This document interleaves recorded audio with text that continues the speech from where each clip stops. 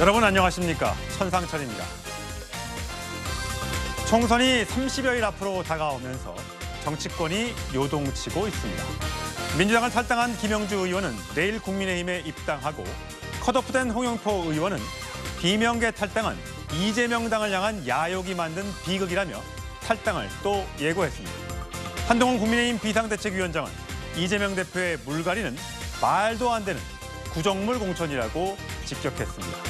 저는 잠시 후에 돌아와 정치권으로 먼저 가보겠습니다.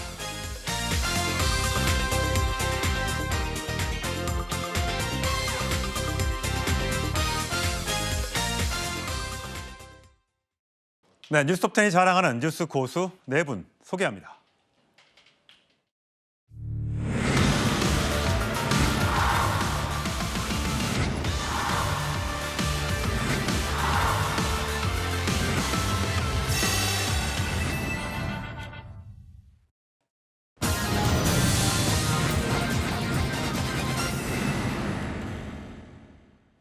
자, 김영주 의원이 내일부터 국민의힘 의원이 됩니다. 민주당을 탈당을 해서 현재 무소속인데 내일부터 국민의힘에 입당한다고 합니다.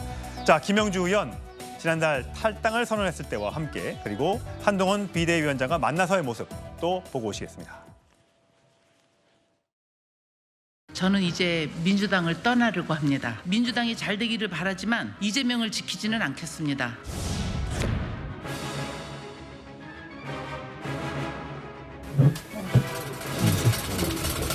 편하게 입고 왔어요. 네. 이재명 대표의 민주당이 합리적이고 명분을 추구하는 큰 정치인을 품기에는 너무 망가져 버렸다고 생각합니다. 경륜 있고 상식 있고 합리적인 정치를 하는 분과 함께 정치를 하고 싶다라는 말씀을 드렸습니다. 제가 조금 더 고민을 해서 너무 늦지 않은 시간에 제가 답을 드리는 걸로 얘기를 했습니다. 예, 내일 입당하는 김영주 의원. 진영 논리보단 소외계층 문제 등 생활정치를 위한 의정활동을 주로 해왔다. 외연을 확장해 여의도 정치 바꿔보자는 한동훈 비대위원장의 주장에 10분 공감한다라고 얘기하면서 이제 국민의힘 입당을 기정사실화했습니다. 성치훈 위원님, 예. 이 김영주 의원이 좀 놀랐던 게 한동훈 비대위원장이 본인을 만나서 올 때 본인이 발의했던 법안을 다 줄줄이 외우고 왔대요. 이런 법안을 하셨었죠. 이런 법안을 내셨죠. 이런 게 저희하고 비슷합니다. 이런 마음에 본인은 이제 감동을 했다라고 얘기를 합니다. 그러니까 3월 1일 날 사실 그제인데 바로 지금 월요일 날 입당을 하는 거니까 일사천리로 작업이 진행되고 있는 바예요. 뭐 글쎄요, 법안을 다 외워온 것에 감동을 하셨을 수도 있겠죠. 하지만 김영주 의원께서 국회 부의장까지 하시지 않았습니까? 심지어 예. 민주당 몫으로 국회 부의장을 하신 분, 장관도 하셨죠. 예, 장관까지 문재인 정부 때 장관까지 하신 분이 상대 진영으로 넘어간다. 우리가 방금 그 탈당 기자회견에서 봤던 민주당이 잘 되기를 바라지만 그 말조차 저는 거짓말이었구나라는 걸 깨닫게 됐고요.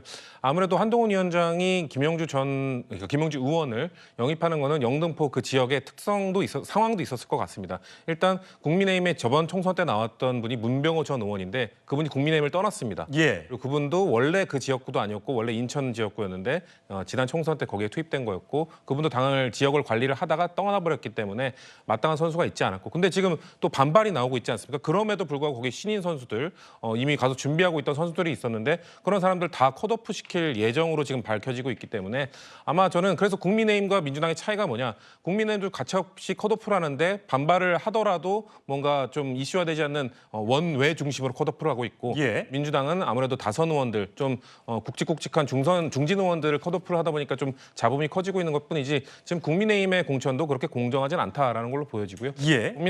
김영주 의원은 글쎄요 저는 만약에 그냥 무소속으로 머물러 계셨다면은 그분에 대한 비판이나 비난을 하지 않았을 것 같은데 국민의힘으로 가시는 모습을 보면서는 좋은 소리는 해드릴 수 없을 것 같습니다. 예. 자, 김영주 의원이 민주당 이제 국민의힘에 입당한다는 소식에 이재명 대표가 오늘 이런 반응을 직접 내놓았습니다. 들어보시죠.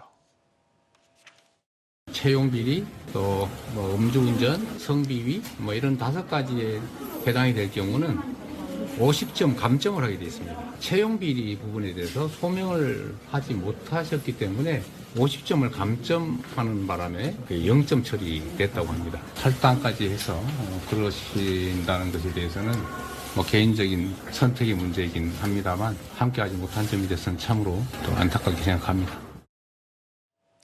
예, 참으로 안타깝게 생각합니다라고 얘기했는데 여기에 대해서 한동훈 비대위원장이 바로 이렇게 비판했습니다. 국회 부의장은 또 게다가 바빠요. 그럼에도 불구하고 그 4년 내 그것과 이재명 대표의 국회 활동을 비교해 봐 주십시오. 김영주가 0점이면 혹시 이재명은 마이너스 한 200점쯤 되나요? 제가 이재명 대표를 참 대단하다고 생각하는 건 그런 뻔뻔함입니다. 이재명 대표가 어떤 의미 있는 법안을 발의했다든가 상임위에서 활동한 게 있습니까? 저는 아닐 거라고 봅니다. 그런 식으로 김영주 같은 합리적으로 이고 상식적인 의정 활동을 성실하게 해온 사람들을 그렇게 모욕 줘서 내쫓은 다음에 그 자리를 자기를 경호할 만한 아첨꾼들 이런 사람들로 채우는 것 놀랍지는 않은데요. 네, 이재명 대표가 저번에도 동료평가에서 0점 받은 의원이 있다라고 얘기해서 굉장히 논란이 됐었는데 이번에도 김영주 의원이 아까 얘기했던 채용 비리 등등에서 0점 받은 부분, 50점 만점 중에 0점을 받아서 안타깝게 떨어졌다. 이렇게 얘기를 했습니다. 그래서 조금 전에 또 김영주 의원이 기자회견을 했습니다. 제가 자막으로 잠깐 그 또 해명을 이제 보여드릴게요. 자, 아까 지금 했던 것처럼 채용 비리는 음주운전 등에 해당될 때는 50점 감점이 된다라고 얘기했는데 김영주 부의장은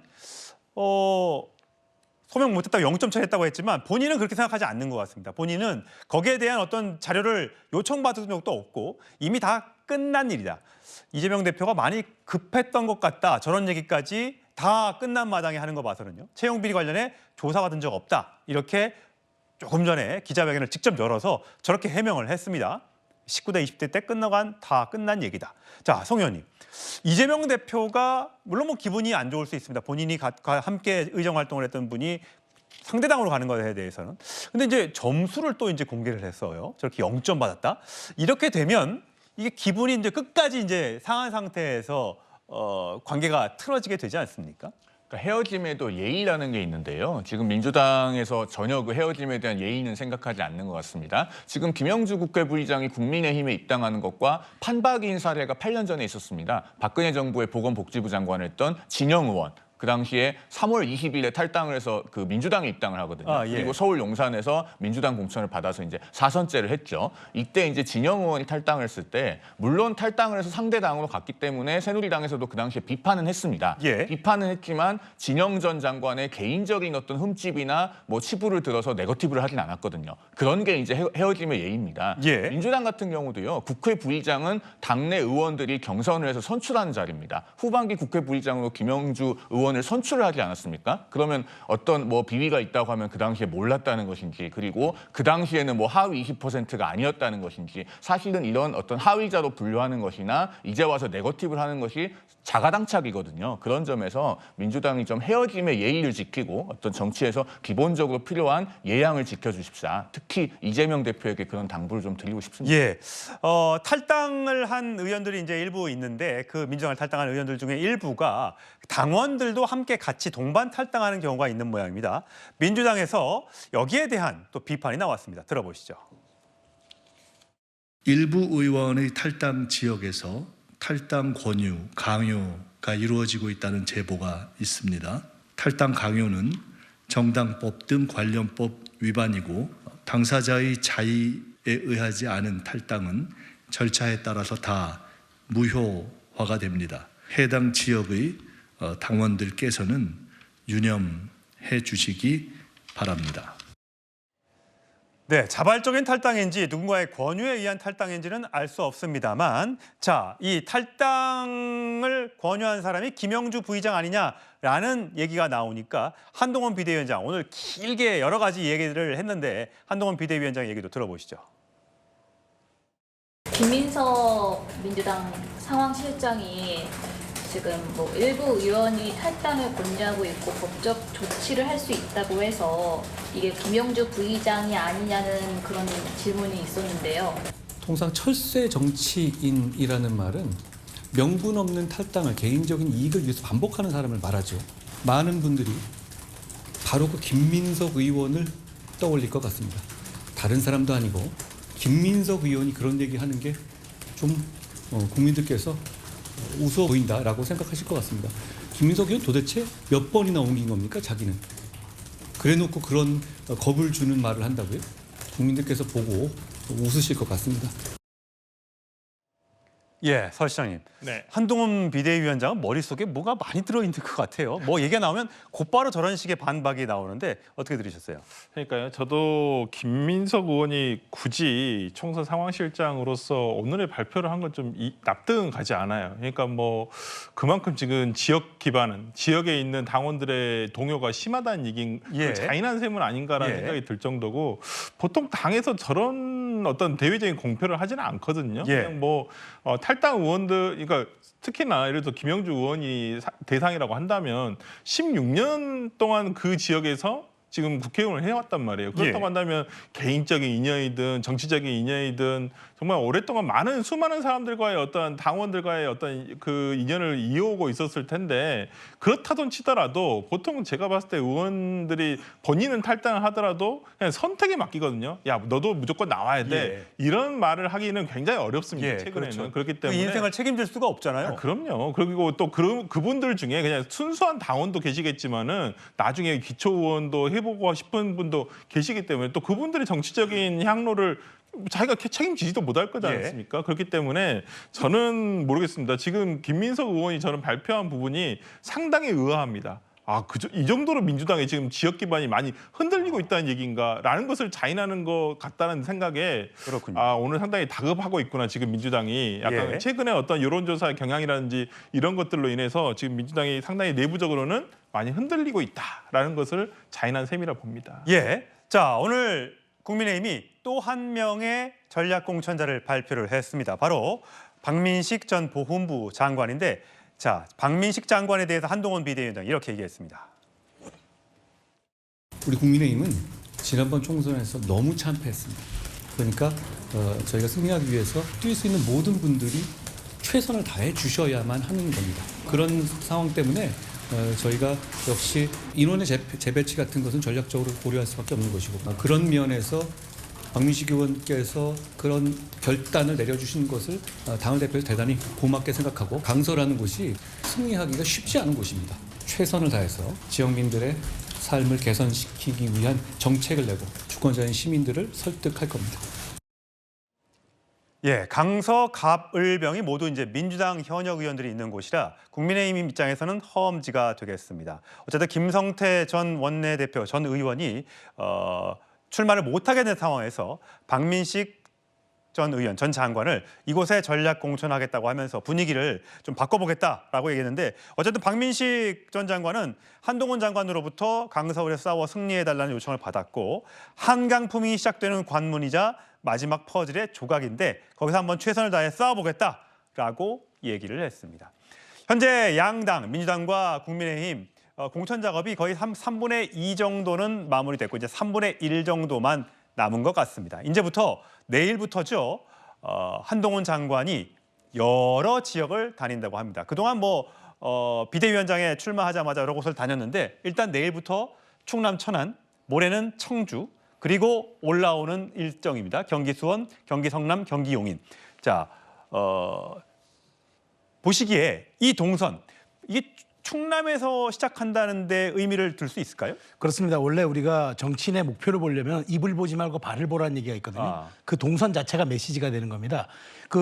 과거에 박근혜 전 대통령 같은 경우에는 본인이 항상 호남을 생각했기 때문에 모든 첫 유세 일정지를 호남으로 잡았었습니다. 그런데 한동훈 위원장은 지금 바로 중원 승부를 먼저 걸겠다는 거죠. 그러니까 스윙복부터 공략하겠다. 그러니까 우리가 험지라고 흔히 얘기하는 호남이라든가 이런 데는 조금 이제 뒤로 하더라도 가장 우리가 찾아올 수 있는 지역 가능성이 높은 곳, 즉 중원을 먼저 공략하겠다. 충남, 천안, 충북, 청주를 대상으로 한 다음에 바로 그다음에 지금 가장 접전지로 우리가 불리는 이른바 경기 남부 벨트, 수원 벨트를 찾아서 성남, 용인까지 한다면 사실 저희가 전략 지역이잖아요. 그래서 지금 국민의힘은 박문규 전 장관까지 전략적 배치를 했고 거기 또 이제 맞상대들도 굉장히 양향자 그다음에 화성 같은 데도 이준석 있기 때문에 굉장히 관심 지역이 되고 또 경기 성남 같은 경우는 이재명 대표를 지켜갈 수 있는 바로 그 본고장 아니겠습니까? 그러니까 상당히 이제 말하자면 중원부터 공략해서 이길 수 있는 가능성을 찾아온 다음에 그 상대당의 핵심 지역인 남부벨트에서 우리가 최대한 한번 가져보겠다. 그 전략이 저 동선에 담겨 있는 것 같은데 한동훈 위원장의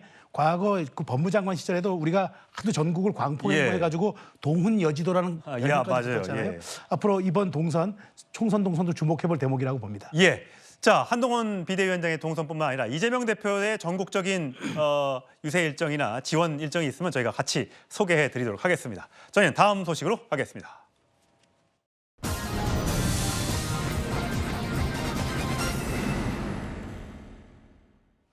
자, 이낙연 대표를 만난 임종석 어디로 갈 것인가 관심이 집중되고 있습니다. 지난달 28일 날 임종석 전 실장 컷오프 된 다음에 제발 한번 재고해달라라고 기자회견을 열었었죠. 그 장면 보고 오시겠습니다. 어쩌면 우리가 통합을 이룰 수 있는 마지막 기회일지도 모른다 하는 절박함이 제 가슴 안에 있습니다. 예전에 김대중 대통령께서 정치는 생물이라고 말씀하셨습니다. 몇 날 며칠이라도 밤을 새워서 위기감과 절박함을 가지고 다시 재고해 주십사 말씀드리는 것입니다.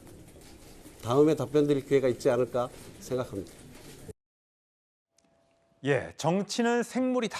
자, 설 시장님. 네. 자, 새로운 미래 임종석 전 대통령 비서실장과 어제 이낙연 대표가 만났다면서요. 네네. 혹시 두 사람의 대화 혹시 들으신 거 있어요? 아니 뭐 제가 직접 참석을 하지는 못했고요. 예. 이제 저도 만나고 난 뒤에 저도 당사에서 이제 이낙연 대표뿐만 아니라 이제 이렇게 논의를 한 것을 제가 알고 있었고요. 예. 원래는 오늘 광주 출마 기자 선언이 일단 잡혀 있었었는데 그렇죠. 어제 임종석 실장을 만난 뒤로 아마 이 부분과 관련해서 이제 개별적인 것보다는 민주당, 그러니까 실제 진짜 민주당이 누군가 이 부분에 대한 우리가 고민을 해보자라는 차원에서 지금 임종석 실장뿐만 아니라 지금 홍영표 의원이라든지 나머지 어떤 민주당에서 지금 탈당을 하시는 분들과 어떻게 해서 이번 선거를 치러갈 것인가의 그 형태라든지 그다음에 어느 정도의 연대라든지 아니면 입당이라든지 이런 부분에 대해서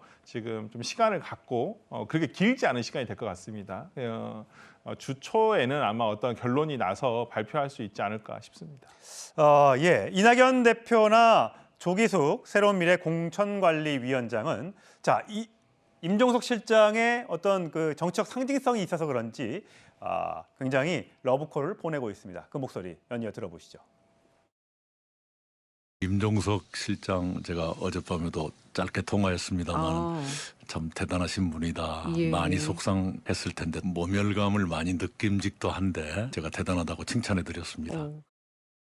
세미래로 나오셔서 저는 호남 출마를 하시기를 권해요. 광주는 상징적인 곳이니까 저는 민주당 공천 심판이 이번 호남에서는 핵심 이슈라고 봐요.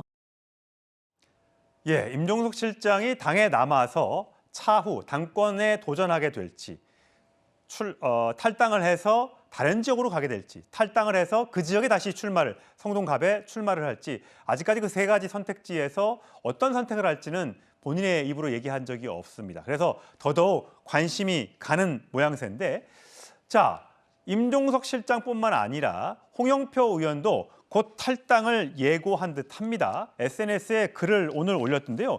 SNS에 글을 올린 거 보니까 더 이상은 이제 가만히 있지 않겠다라는 얘기를 오늘 했습니다. 그 장면 저희가 화면이 준비되는 대로 보여드리겠습니다. 자, 세상에 문제없는 정당은 없습니다. 하지만 측근 비리 비호에만 몰두한 민생을 외면한 국민의힘은 말할 것도 없고 민주당도 논란에 봉착이 돼 있다. 자, 마침내 일어날 시간이 다가옵니다. 이재명 당을 향한 야욕이 만든 비극이다. 이 탈당, 줄탈당을 그렇게 지금 얘기를 하고 있습니다. 자, 여기에 대해서 홍영표 의원이 탈당을 예고하는 거에 대해서 이재명 대표와 한동훈 비대위원장의 목소리 각각 들어보시죠.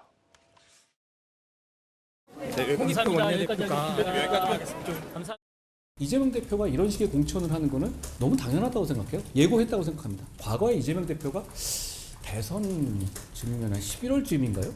이런 말을 했습니다. 민주당의 이재명이 아니라 이재명의 민주당이 되도록 하겠다고. 이재명 대표를 욕할 거 아닙니다. 이재명 대표는 그걸 예고했고 예고한 대로 실행하고 있습니다. 임종석 그 전 실장이 속내를 알았다고 그랬는데 아니 본인이 계속 얘기해왔는데 뭐 속내를 지금 합니까? 자, 황치훈 부장님 지금 보면 서른 의원 탈당을 했고요. 자, 홍영표 의원 컷오프했지만 탈당을 예고했습니다. 이들이 새로운 미래로 가게 될지 아니면 무소속으로 남아서 선거를 치르게 될지는 아직 모르겠습니다.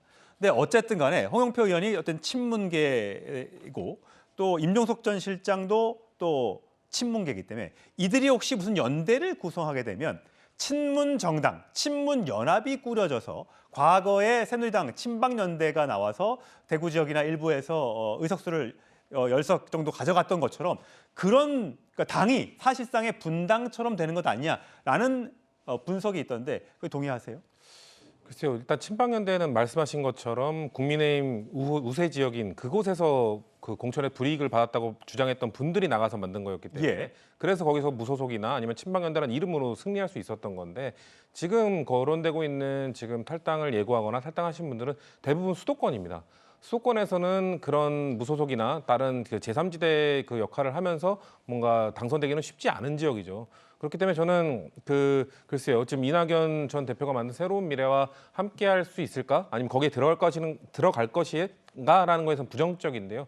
그럼에도 불구하고 만약에 홍영표 의원이 뭔가 행동을 한다면 저는 명분은 부족하지만 민주당에는 매우 큰 타격이 될 거라고 봅니다. 왜냐하면 전 서른 의원과 홍영표 의원은 말씀하신 것처럼 결이 다른 게 홍영표 의원은 친문의 좌장격이었고 또 만약에 홍영표 의원만 경선 기회를 줬으면 임종석 실장의 명분이 사실 사라지거든요. 홍영표 원내대표가 주라고 했는데 결국 안 줬잖아요. 그렇죠. 왜냐하면 또 심지어 30% 감점을 받았고 거기에 지금 이번에 경선하는 새로운 영입인재 신인이기 때문에 뭐 10% 가산점까지 받는다면 해볼 만한 지역이 아니었을까라고 생각을 하는데도 만약에 그런데도 컷오프를 했다는 거는 그렇게 해도 경쟁력이 없었다는 겁니다. 그렇게밖에 볼 수 없는 거거든요. 그럼 새롭게 들어가는 인재들이 과연 경쟁력이 있을까라는 의구심이 들 수밖에 없고 임종석 전 실장도 지금 이인영 의원, 전해철 의원 다들 경선 기회를 받지 않았습니까? 단수 공천을 받기도 했고요.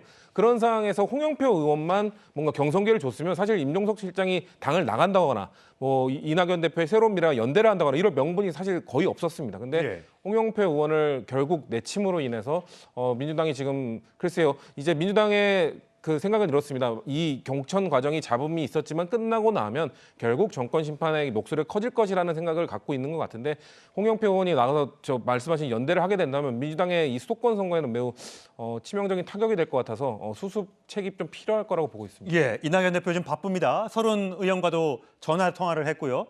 홍영표 의원과도 전화 통화를 해서 같이 함께 하자는 그런 뜻을 전달하지 않았을까라는 추측이 계속해서 나오고 있는데 서른 의원은 이렇게 얘기를 하고 있습니다. 나중에 민주연합이라는 당명으로 뭉치게 될 것 같다. 새로운 미래와도 손잡을 계획이다. 자, 이렇다는 거는 송 의원님 보시기에는 결국은 우리가 진짜 민주당이다. 이번에 우리가 호남과 어떤 등지에서 승리를 해서 다시 민주당을 장악하겠다, 흡수하겠다 이런 뜻으로 보여요. 맞습니다. 그리고 지금 민주당 탈당파나 새로운 미래는 그 프레임을 선명하게 해야지만 앞으로 승산이 있는 것이죠. 사실 저는 여러 방송에서 1월 중순경부터 그런 말씀을 일관되게 드렸습니다. 그러니까 새로운 미래 같은 경우에 어떤 기존의 제3지대 논법을 하려고 할 게 아니라 이낙연 대표 본인부터 민주당에서 24년간 정치를 하신 분이기 때문에 여기가 진짜 민주당이다. 내가 민주당을 재건하겠다. 이곳이 민주당의 노아의 방주다. 이런 걸 선명하게 해야 된다는 말씀을 여러 번 드렸었고요. 각 의원들의 선택은 근데 조금 다를 수는 있을 것 같아요. 그러니까 서울 같은 경우는 사실 어떤 무소속이나 제3세력이 독자적으로 승리하기는 쉽지 않습니다. 과거에 이제 92년에 홍사덕 의원 정도를 마지막으로 서울에서 무소속 당선자가 없고 2016년에 안철수 의원, 김성식 의원이 지역구에서 승리한 것은 대단히 이례적인 일인 것이죠. 그리고 그때는 어쨌든 국민의당이라고 하는 정당 공천이 있었고요. 그래서 임종석 전 실장이 탈당을 해서 중성동갑에 재출마할지는 저는 매우 의문이에요. 그런데 인천으로만 와도 지난번 선거에서 윤상현 의원도 무소속으로 당선되지 않으셨습니까? 그러니까 홍영표 의원 같은 경우는 본인이 무소속 출마를 하거나 제3세력으로 출마를 하면 충분히 승산이 있다고 판단할 것 같습니다. 이런 부분들을 아마 서른 의원 등등을 중심으로 해서 규합을 해서 아마 이번 주 중으로는 뭔가 가시적인 움직임이 나올 것으로 저는 그렇게 예상을 합니다. 제3세력과 별도로 새로운 형태의 친문 연합정당, 연합 세력이 만들어질지 귀추가 주목되는 부분입니다. 저희 다음 주제로 가겠습니다.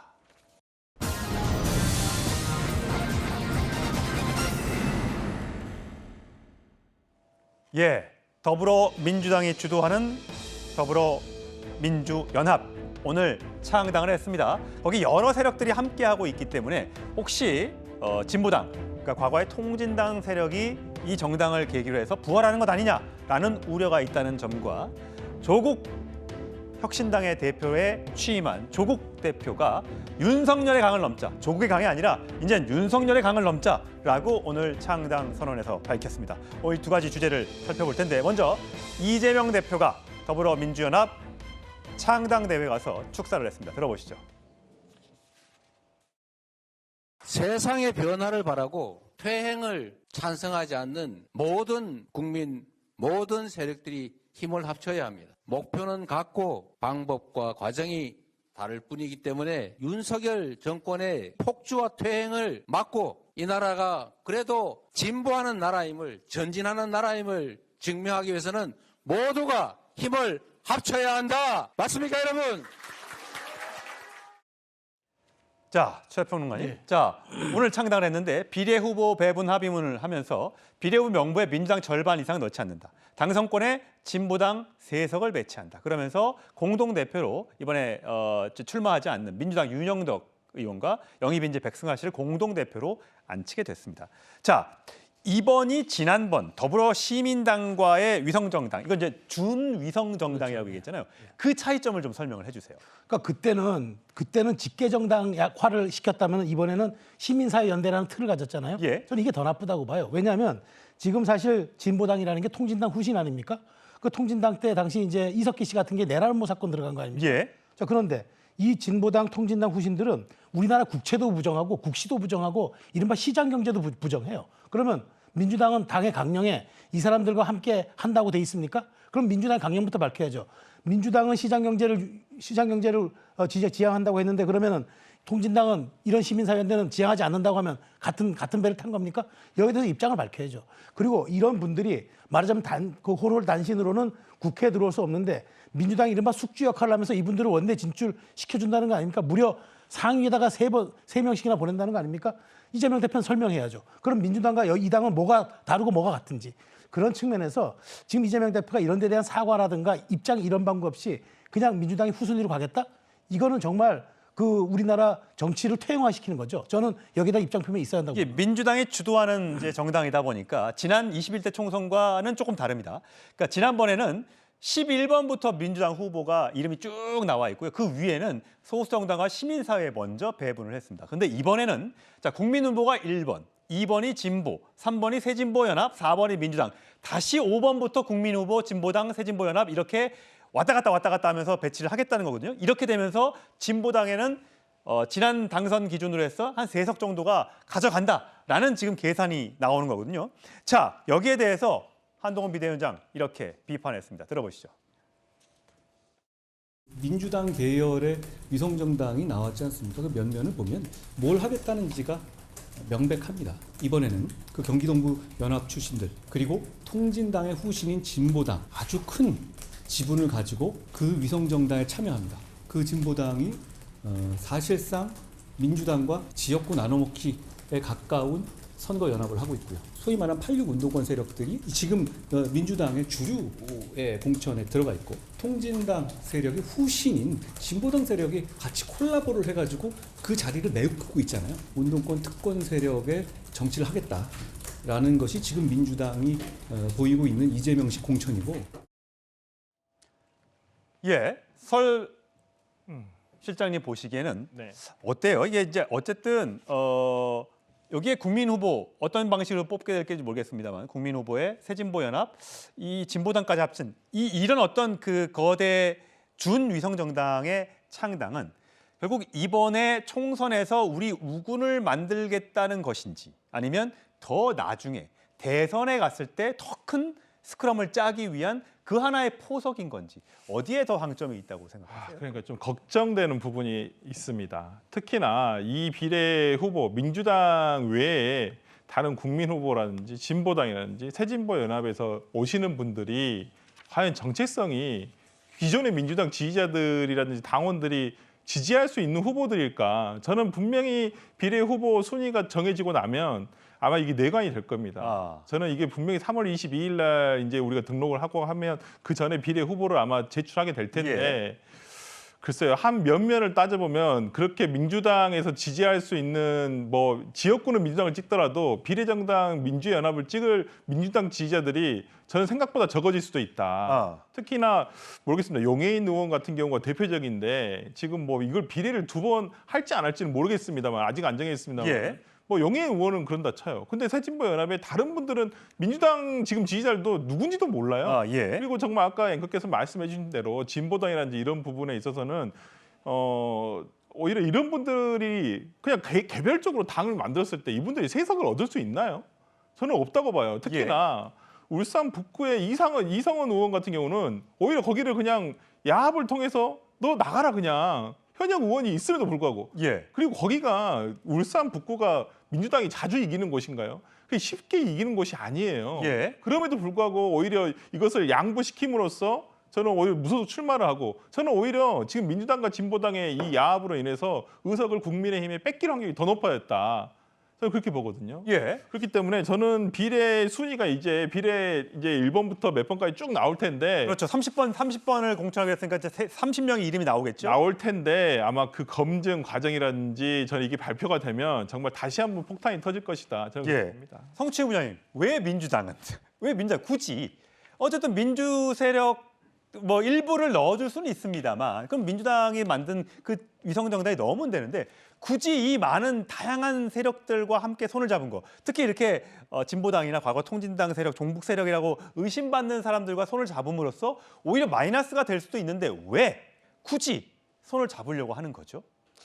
사실 그래서 처음에 같이 논의했던 녹색정의당의 불참이 좀 타격이었다고 봅니다. 왜냐하면 녹색정의당은 지지율도 그 지금 군소정당들의 다른 군소정당들에 비해 높았기 때문에 아마 배정이 좀 만약에 함께했다면 배정이 많았을 것 같은데 녹색정의당이 불참을 선언하면서 사실상 지금 군소정당 중에 참여하는 정당이 많이 없었습니다. 그래서 지금 우리가 보는 것처럼 지금 새진보연합도 사실상 군소정당과 시민사회의 연합이고 하나의 정당으로 보기 힘든 상황이기 때문에 그렇게 되면 우리가 그 민주당이 추구했던 그런 다른 군소정당들과 함께하겠다는 취지가 진보당 먼저 거부하게 되면은 사라지게 되지 않습니까? 그런 우리가 던져놓는 그런 명분 때문에 어쩔 수 없이 함께 된 것이라고 보고요. 그 여러 가지 지적하신 것처럼 민주당 내부에서도 우려가 많습니다. 지금까지는 아직 명부가 나오지 않았죠. 그렇죠. 인물이 나오게 되면 아마 글쎄요 그 논란이 없는 분이 있을 수도 있습니다. 그렇게 되면 지금에 있는 논란이 사그라들 수도 있지만 만약에 논란이 있는 분이 공천을 받게 되면은 비례 명부에 오게 되면은 이 논란은 지금보다 훨씬 증폭되겠죠. 그거는 민주당이 글쎄요 지금 그 심사나 이런 거에 타 정당의 군소정당의 후보에 대해서는 우리가 터치할 수 없는 걸로 되어 있기 때문에 우리가 간섭할 수 없는 거기 때문에 막을 수가 없습니다. 그래서 명부가 나온 다음에 민주당이 만약에 그 후폭풍을 어떻게 감당할지가 지금 당에서는 좀 꾸려놔야 되는 문제라고 보고요. 아까 설 실장님이 말씀하신 전 그 북구, 울산 북구 이건 전 치명적인 패착이라고 봅니다. 왜냐하면 이상원 의원이 단순히 그냥 어려운 지역에서 되신 분이 아니라 울산에서 유일한 현역 의원이라는 상징성이 있고 우리 당이 지금 과거와 달리 MZ세대들로부터 지금 지지를 잘 못 받고 있지 않습니까? MZ세대에게 유일하게 정책으로 어필해서 알려져 있는 의원. 이런 분을 그 타당과의 연합 때문에 놓쳤다 그리고 탈당하도록 내버려뒀다. 저는 울산 선거에 그 전체판에 영향을 좀 줄 정도로 큰 패착이었다고 보고 이거는 당에서 수습책을 좀 강하게 마련하지 않으면 말씀하신 것처럼 명부 나온 이후에 더 큰 문제가 될 수도 있다고 봅니다. 자, 그래서 그런지 이 당은 민주당의 위성정당이라고 하기가 보기 어렵다. 그래서 조국 혁신당이 관심을 받고 있는 것 같습니다. 조국 전 법무부 장관 오늘 조국 혁신당의 대표가 됐습니다. 목소리 들어보시죠. 저는 지난 5년간 무관지옥 속에 갇혀 있었습니다. 온 가족이 도륙되는 상황을 견뎌야 했습니다. 피와 땀으로 지켜온 민주공화국의 가치를 파괴하는 윤석열 정권의 역주행을 더 이상 지켜볼 수가 없었습니다. 우리가 건너야 할 강은 검찰 독재의 강이고 윤석열의 강입니다. 오물로 뒤덮인 윤석열의 강을 건너 검찰 독재를 조기에 종식하고 새로운 조국을 만들어갈 비전과 정책을 제시할 것입니다. 송 의원님. 어쨌든 색깔부터 민주당과 굉장히 비슷하게 조금 더 왼쪽에 서겠다는 느낌의 그 색과 이런 등등을 보여주는데 오늘 얘기. 조국의 강이 아닌 오물 덮인 윤석열의 강을 건너겠다. 3년이나 남아있는 현재 임기 길다. 내가 일찍 끝내도록 하겠다라고 주장을 하고 있는데 지지자들은 물론 동의를 하시는 분들이 있겠지만 그렇지 않은 분들은 어떻게 생각하실까요? 우리 사회의 법치주의가 너무나 느슨하다는 것을 지금 보여주는 것이죠. 2심까지 입시 비리로 징역 2년 실형을 선고받지 않았습니까? 사실은 보통의 피고인들 같으면은요, 2심까지 실형을 선고받으면은 대개 법정 구속됩니다. 그리고 저 경우는 사실은 법정 구속하지 않은 것이 굉장히 문제가 있는 게 대법원에서도 그대로 형이 확정되잖아요. 그러면은 교도소나 구치소 앞에서 형 집행을 해야 돼요. 과거에 한명숙 전 총리나 김경수 지사가 했던 것처럼 그 교도소 앞에서 이벤트가 벌어질 가능성이 있어서 사실은 큰 문제입니다. 그리고 지금 그 무슨 오물이 덮인 윤석열의 강을 건너야 된다. 이거 참 언어 도단에 가까운 게 계속 지금 본인의 어떤 사적인 한을 풀려는 그런 정치적 언어들을 하고 있어요. 검찰 독재라고 하는데 사실은 판결은 법원이 했지 검찰이 했습니까? 그리고 그 아까 조금 전에 그래픽에 보면 뭐 광주 하늘, 독도 바다 뭐 이런 것들을 얘기를 하고 있는데 사실은 그런 광주의 하늘, 뭐 독도의 바다 이런 것들은 어떤 개인이나 특정 정파가 사유화할 수 없는 것이죠. 노골적인 지역주의 정치를 하고 있어서 그런 점에서도 참 유감스럽게 생각이 됩니다. 사실 조국 혁신당이 최근에 굉장히 관심을 받고 있는 게 비례후보 투표정당 이렇게 보면요. 민주당을 지지하는 분들 중에 56%는 민주당의 범야권 비례연합정당, 조금 전에 말했던 그 비례연합을 선택하겠다고 한 반면에 조국 신당이 18%나 되는 굉장히 높은 지지를 받고 있습니다. 이건 어떻게 해석을 해야 되는 겁니까? 그러니까 민주당 지지층의 본류들은 오랫동안 지지했던 분들은 지금 민주당에서 벌어지고 있는 이 공천 파동을 이전 투구 혹은 이게 지리멸렬의 상태로 생각을 하는 겁니다. 도대체 이거는 정통 민주당의 그 적통성을 가진 공천이 아니라 이거는 이재명의 사당화 혹은 이재명의 민주당을 만들기 위한 이런 사천에 가깝다는 걸 인식하고 그런데 이제 조국 신당이라는 게 나타났단 말이죠. 그런데 조국 신당이 분명히 얘기한 게 있습니다. 정청래 최고위원도 우리는 큰 바다에서 만날 것이다. 그 얘기는 뭐냐면 비록 우리가 옷은 달리 입었지만 방향성을 같이 하고 있다는 얘기인데 민주당 지지자들이 그 함의를 받아들였다는 거죠. 이렇게 지리멸렬하고 이전 투구하는 이 정당보다 차라리 조국 신당을 지지함으로써 어차피 합이 하나가 된다 그러면은 차라리 조국 신당에게 정체성을 부여하는 게 낫겠다. 그래서 지금 차이가 나는 겁니다. 그런 측면에서 놓고 보면은 저는 조국 신당이 상당 부분 앞으로 이재명의 사당화에 실망시킨 민주당의 본류들 끌어들일 가능성도 있다. 그렇게 된다면은 사실은 나중에 또 어떤 식으로 연대를 맺더라도 지금은 연대를 안 하겠다고 선을 긋고 있습니다. 그렇지만 민주당 지지자들은 나중에 총합이 된다고 보면 이탈을 안 하는 거죠. 그런 측면에서 어쩌면 조국 신당은 굉장히 민주당 본류의 지지자들을 향해서 계속 세일질할 가능성이 큽니다. 조국 혁신당뿐만 아니라 송영길 전 민주당 대표도 소나무당을 창당 예고했습니다. 자, 송영길 전 대표의 목소리 들어보시죠. 47석의 비례대표는 윤석열 퇴진당 가칭. 윤석열 퇴진당 그러면 선관위에서 등록을 안 해주겠죠. 검찰개혁당이라든지 그 관련된 당명으로 윤석열 퇴진의 선봉이 되겠다라고 나서 보는 거죠. 당 이름은 소나무당으로 결정됐고요. 선대위원장에 과거 민주당 의원을 지냈던 손혜원, 광고 쪽 전문가죠. 손혜원 전 의원이 선대위원장이 됐습니다. 자, 광주 서구갑을 원래는 이제 계양을이 지역구였잖아요. 서구갑 유력 출마 지역구로 상정을 하고 옥중 출마를 의미를 확산시키기 위해 고민 중이고요. 자, 과연 지금 보석을 신청한 상태라고 하는데 과연 나와서 선거운동을 할 수 있을지, 창당을 정말 할 수 있을지 관심이 쏠립니다. 조국 전 장관, 송영길 전 대표, 많은 국민들이 의아해하고 계실 텐데 자, 정치적 함의 여러분들은 어떻게 판단하시는지요? 저희는 다음 주로 가겠습니다.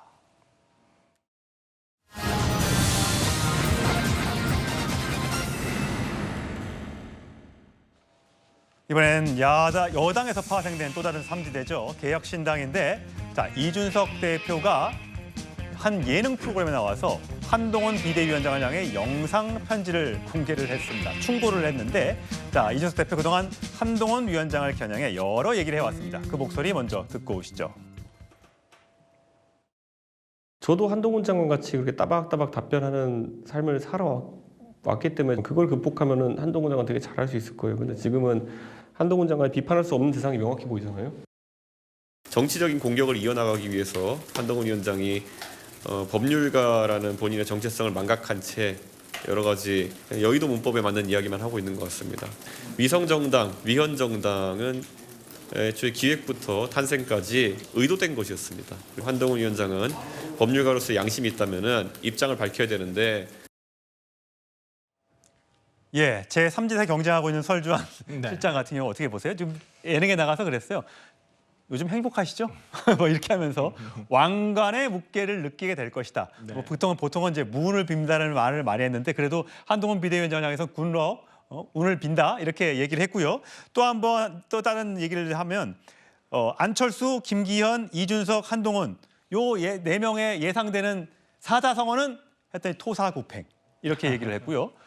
한동훈이 끝까지 살아남을 것 같냐 했더니 결과가 안 좋으면 뭐처럼 버려지겠죠. 아마 본인 얘기를 한 것 같아요. 이 등등의 발언들에서 어떻게 생각하세요? 글쎄요. 이제 뭐 언젠가는 한동훈 비대위원장과 본인이 보수 진영에서 경쟁을 할 날도 올 것이다라고 예전에 말한 바는 한 번 있었거든요. 그렇다고 한다면 어찌 보면 잠재적 경쟁자죠. 뭐 두 분 다 뭐 그렇게 생각하실지 안 하실지는 모르겠습니다만은 이제 바깥에서 다른 진영에서 봤을 때는 그래도 보수 진영의 어찌 보면 젊은 정치인으로서 뭐 한동훈 비대위원장과 이준석 대표가 뭐 언젠가는 경쟁할 날도 올 수도 있고요. 또 그런 날이 오지 않을 수도 있겠습니다만은 어찌됐든 간에 이준석 대표가 본인의 어떤 보수 정당으로서 개혁신당을 이끌어가면서 또 모르겠어요. 지금의 국민의힘에서는 경쟁 정당이라고 생각을 안 할 수도 있을 것 같긴 합니다만은 저는 뭐 지금 이준석 대표가 일단은 이번 총선을 잘 넘겨야지만 그다음에 한동훈 비대위원장과 정치적으로 어떤 좀 큰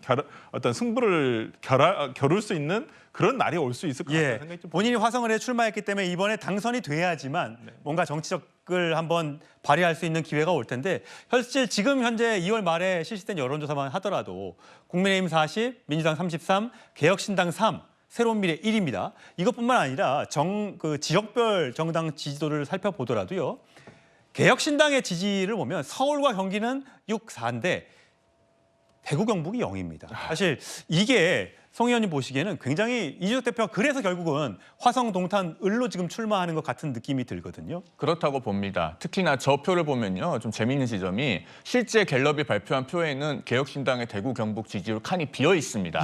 그걸 네티즌이 한국갤럽에 물어봤더니 0.4% 이하면은 반올림에서 0%가 되기 때문에 0이라고 표기를 하지만 응답자 중에 한 명도 개혁신당을 지지한다고 응답한 사람이 없으면 저게 빈칸으로 표시된다는 겁니다. 그러니까 저 조사에서는 응답자 중에 한 명도 지지자가 없었던 거죠. 그 정도로 지금 대구 경북에서 개혁신당이 실패의 길을 걷고 있기 때문에 이준석 대표로서는 거론되던 TK 지역에는 출마를 못하고 결국에는 화성을에 오게 된 걸로 보여요. 그런데 화성을 출마를 발표를 하면서 사실은 그 전에 먼저 선행됐어야 될 것이 노원병 지역 주민들에 대한 사과죠. 그래도 그 지역에서 3번이나 혹은 2번, 한 번 정도 이렇게 선택해 주신 분들이 있을 텐데 그동안의 사랑에 감사하고 제가 정말 노원병에 이러이러해서 못 나가게 되었습니다. 라고 이해를 구하고 죄송하다고 하는 것이 먼저인데 그런 것은 없고 그냥 화성을에 출마한다고 발표만 했어요. 페이스북 메시지를 보면. 그래서 그런 점에서 과거에 지지해줬던 지역 주민에 대한 어떤 예양이 부족하다. 그래서 이런 점에서 봤을 때 화성을에서도 충분한 지지를 받을 수 있겠는가 좀 의문이 들기는 합니다. 개혁신당 이준석 대표 과연 경기도 화성에서 발압을 일으킬 수 있을지 계속해서 지켜보도록 하겠습니다. 저희는 다음 주로 가겠습니다.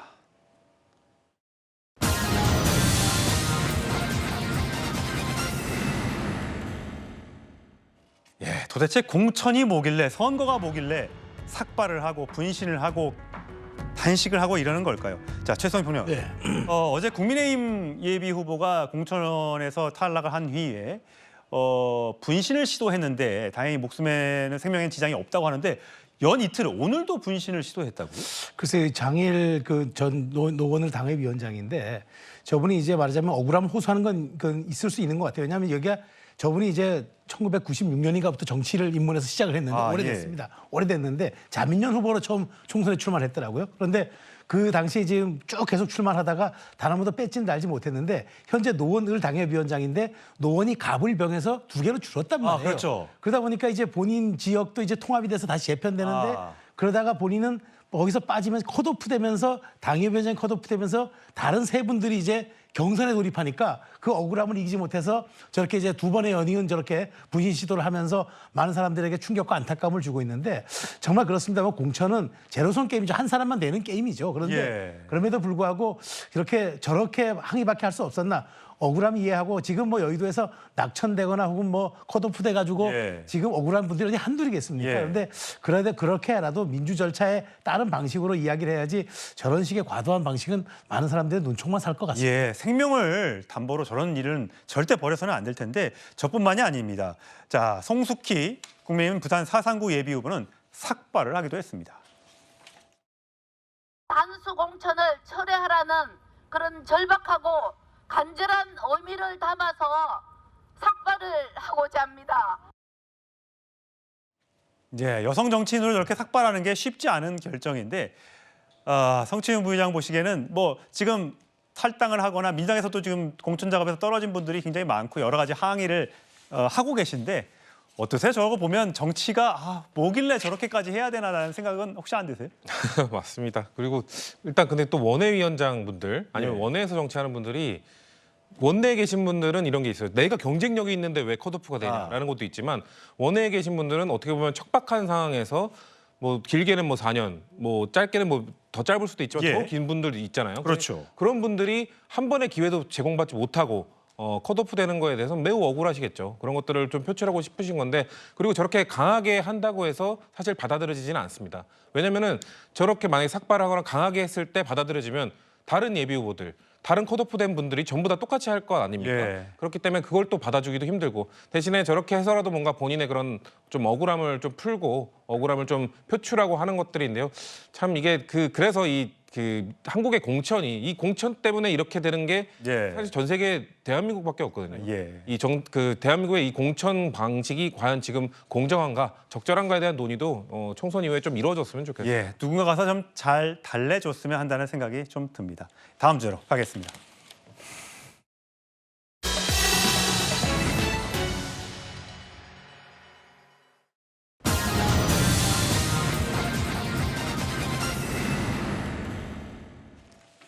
예, 의사 집회 오늘 여의도에서 있었는데 거기에 의세가 등장했습니다. 자, 의세 캠페인까지 의사들이 벌이고 있다는데 자, 그 소식 허지원 변호사와 이야기 나눠보도록 하겠습니다. 자, 저 화면에 나가는 게 저게 의세, 뭔 뜻입니까, 의세? 이게 좋은 표현은 아닙니다. 의사를 비하하는 일종의 비속어이자 신조어인데요. 저 발단은 사실 뭐 이게 있어왔던 얘기기는 하지만 19일에 이 보건복지부 차관이 브리핑을 하면서 의사 이렇게 발음하다 실수로 딱 한 번 의세라고 발음을 했어요. 그래서 이게 일부 의료진들 사이에서 의사를 비하하는 표현을 의도적으로 쓴 게 아니냐 이런 반발이 나오니까 절대 아니고 실수였다라고 하면서 사과를 했던 그런 해프닝이 있었는데 이번에는 의사들을 중심으로 본인들을 스스로 자조하는 표현으로서 의세라고 얘기를 하면서 SNS상에서 의사 가운을 입은 새의 이미지를 공유하는 일종의 챌린지, 밈처럼 저런 것들이 유행처럼 번지고 있다는 겁니다. 지금 화면에 보시는 건데요. 뭐 일부 이미지 같은 경우에는 뭐 의사 가운을 입은 새가 응급실 앞에서 수갑을 차고 있는 그런 모습들까지 공유가 된다는 거예요. 그래서 이걸 보는 국민들의 시선은 사실 곱지 않습니다. 왜냐면 국민들이 지금 뭐 병원에도 못 가고 또 아파도 그래서 안 될까 해서 참고 이런 분들이 많은데 저런 거를 재미로 뭐 그분들의 심정을 모르는 건 아니나 저렇게 한다면 아파서 이렇게 고통받고 있는 환자들은 좀 화가 날 수도 있을 것 같아요. 그렇죠. 뭐 의사들이 자신들의 어떤 뭐 이익을 주장하는 부분에 있어서 어떤 식으로 표현하는지는 물론 표현의 자유의 영역이긴 합니다만은 그보다는 지금 국민들의 생명이 경각에 달린 부분이 있지 않습니까? 실제로 치료를 받지 못해서 사망했다는 사람도 나오고 있는 상황이에요. 그런데 의사들이 지금 저렇게 희화화하는 듯한 표현을 하면서 자기들끼리 마치 놀이를 하는 것처럼 이렇게 자칫 오해될 수 있는 어떤 이미지를 공유하는 것이 사실상 국민들 시각에서는 이 사태의 엄중성을 제대로 인식하고 있다면 과연 이렇게 할 수 있겠느냐라고 속상해할 수 있는 부분이라는 생각이 들거든요.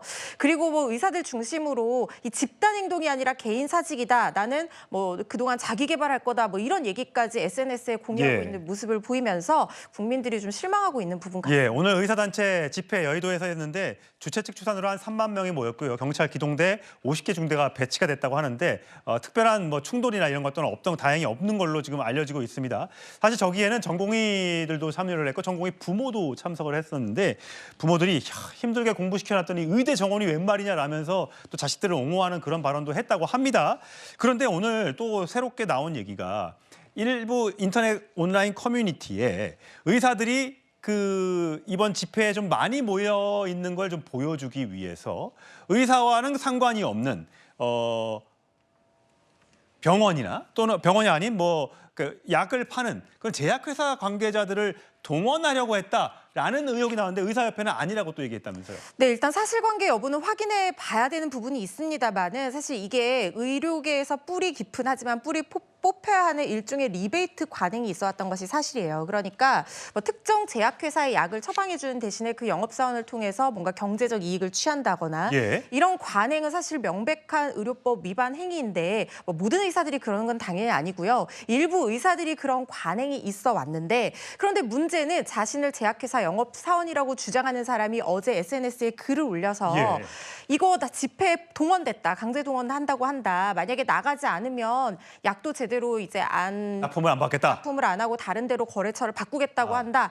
뒤에서 보고 제일 열심히 하는 회사에 약 다 밀어주겠다고 한다. 이런 얘기를 글로 올린 겁니다. 그래서 지금 사실관계 확인에 나선 상황이에요. 왜냐하면 이게 만약에 사실이라고 한다고 하면 형법상 강요죄 또는 당연히 의료법 위반 행위에 해당할 여지가 있거든요. 그렇군요. 그래서 이 부분은 위법 행위이기 때문에 물론 입증의 문제는 남아있고 사실 확인도 필요한 부분입니다만은 논란이 이어지고 있습니다. 빨리 의사 파업이 끝났으면 좋겠습니다. 많은 환자들이 기다리고 있습니다. 의사 선생님들 돌아오시길 바랍니다. 다음 소식 가겠습니다.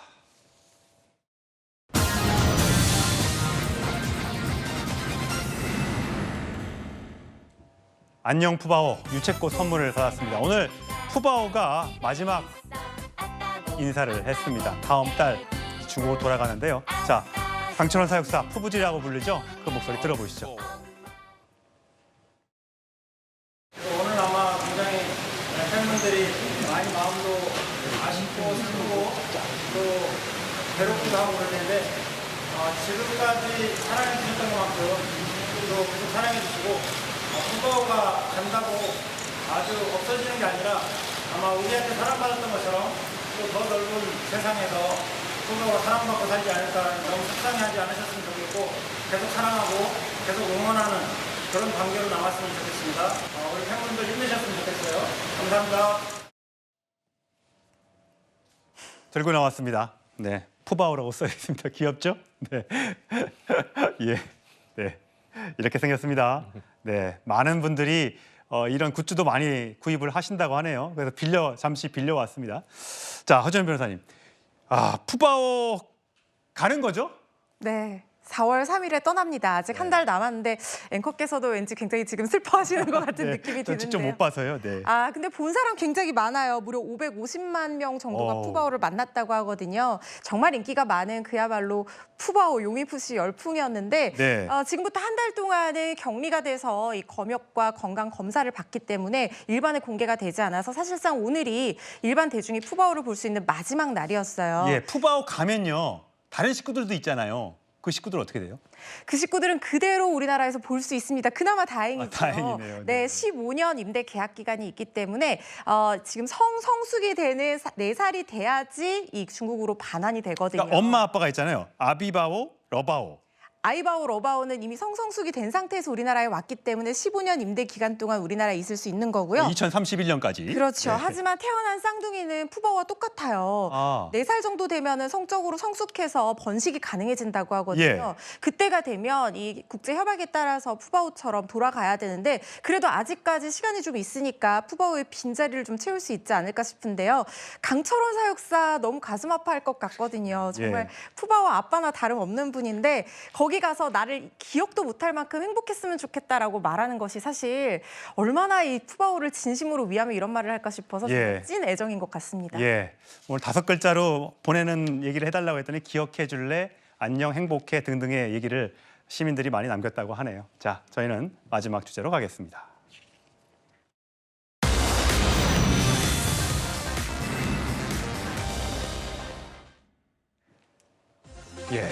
통계청에 따르면요, 지난해 혼인 건수는 19만 3천여 건으로 10년 전보다 40%나 줄었습니다. 지금 음악이 흐르고 있죠?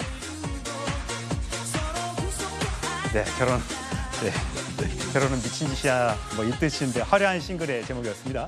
결혼을 안 하니까요, 아이도 안 낳습니다. 혼인 건수가 이렇게 10년 동안 많이 줄어들다 보니까 아이도 안 낳습니다. 여성 한 명이 평생 낳을 것으로 예상되는 평균 출생아 수인 합계 출산율 지난해 0.72명으로 역대 최저치를 갈아치웠습니다. 결혼과 출산을 피하는 이유, 뭐니 해도 돈 때문일 겁니다. 혼수 비용, 집 마련 비용 너무 많이 들기 때문이죠. 애 돌봐줄 사람은 없고 퇴근은 늦고 학원비는 치솟고 뭐 하나 정말 녹록한 게 없습니다. 부부싸움을 하는 부모를 볼 때마다 아이들도 결혼이 두렵다고 합니다.